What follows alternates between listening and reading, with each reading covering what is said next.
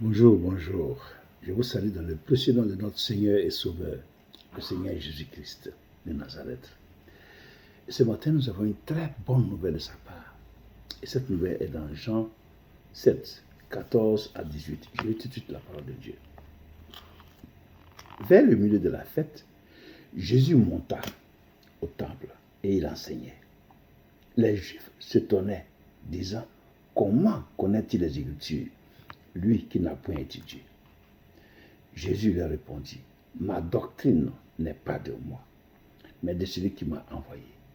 Si quelqu'un veut faire sa volonté, il connaîtra si ma doctrine est de Dieu ou si je parle de mon chef.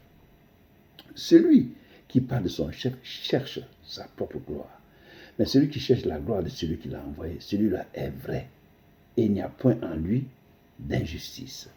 Il n'y a point d'injustice en lui. Donc, qui mieux que Dieu qui a écrit sa parole peut expliquer sa parole? Les Juifs disent que comment connaît-il les Écritures, lui qui n'a point étudié? Comment Jésus-Christ connaît-il les Écritures, lui qui n'a point étudié? Eh bien, parce que c'est lui qui est Dieu. Il faut comprendre ça d'abord. C'est lui d'abord qui est Dieu. La parole de Dieu s'est faite chair. Au commencement était la parole. La parole était Dieu, la parole était avec Dieu. Et toutes choses ont été faites par la parole. En elle était la vie, et la vie était la lumière des hommes. Cette parole, la parole de Dieu, elle s'est faite chair. Elle a habité parmi nous, pleine de grâce et de vérité. Et c'est à la personne du Seigneur Jésus-Christ.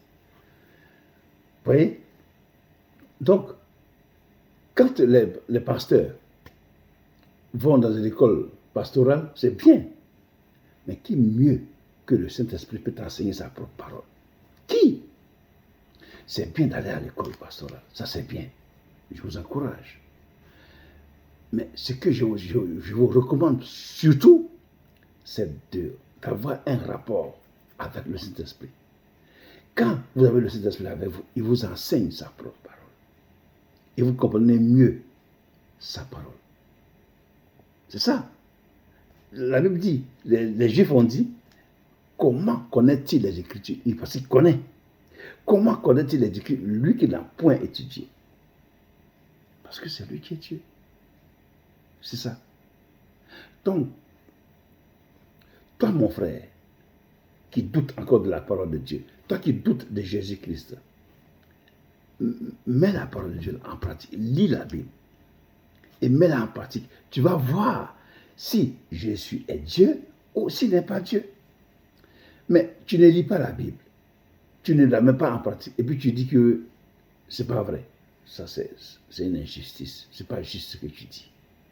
Lis la Bible, tu vas savoir si c'est vrai ou c'est faux. Tu vas comparer. Si réellement Dieu, il est vivant ou il n'est pas vivant, ou si la Bible vient de lui ou c'est pas de lui, il faut lire la Bible. Il faut la lire. Pour que tu puisses en discuter, il faut la lire.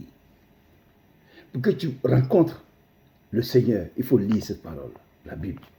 Et en lisant, tu vas réaliser, en lisant et en mettant en pratique, tu vas réaliser si Dieu est vivant ou si c'est Jésus qui est Dieu ou c'est pas lui qui est Dieu. Si c'est ailleurs. Comme ça, tu pourras aller ailleurs.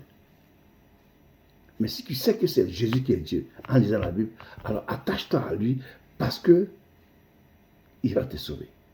Tu seras sauvé. La parole que tu as lue là, elle est la vérité. Tu vois? Donc, la vraie connaissance vient de Jésus-Christ.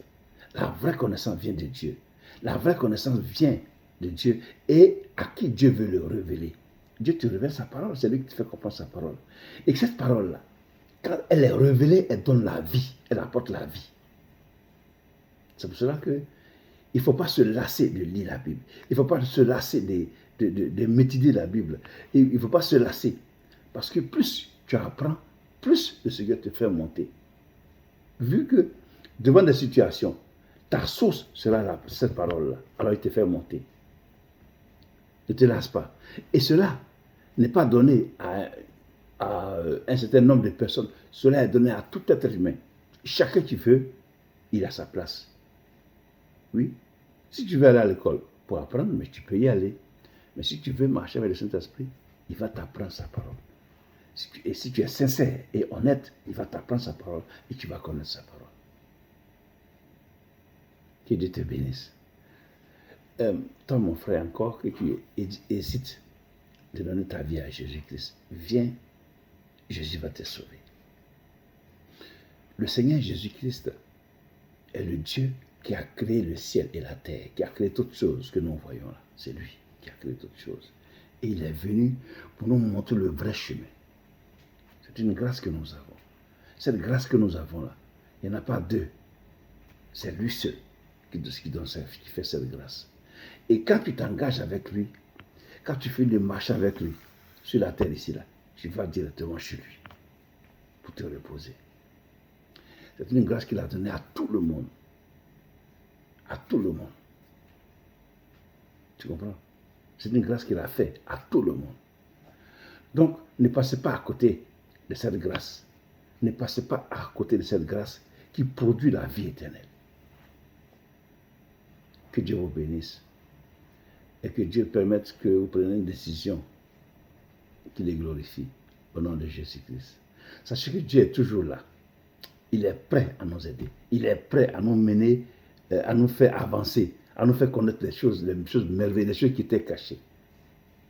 Mais c'est à nous de nous engager d'abord. C'est ça. Dieu, notre Seigneur, il ressuscite les morts. Il donne la vie à qui il veut.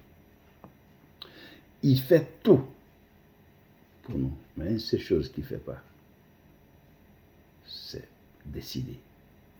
Décider, c'est toi qui décides. Prends une décision au réveil de toi seul. Prends la décision pour marcher avec Jésus-Christ au réveil de toi seul. C'est pour ça que je t'exhorte ce matin à réellement t'attacher au Seigneur Jésus-Christ, à prendre la décision de la vie. Parce que ce n'est pas une décision pour aller passer par les eaux du baptême là. C'est la meilleure décision de la vie. Ce n'est pas le mariage. Ce n'est pas tout ce qu'on voit là. Mais c'est quand tu décides de donner ta vie à Jésus que tu as pris la meilleure de ta décision. Parce que justement, cela te conduira jusqu'à la vie éternelle. Que Dieu te bénisse encore au nom de Jésus. Au revoir.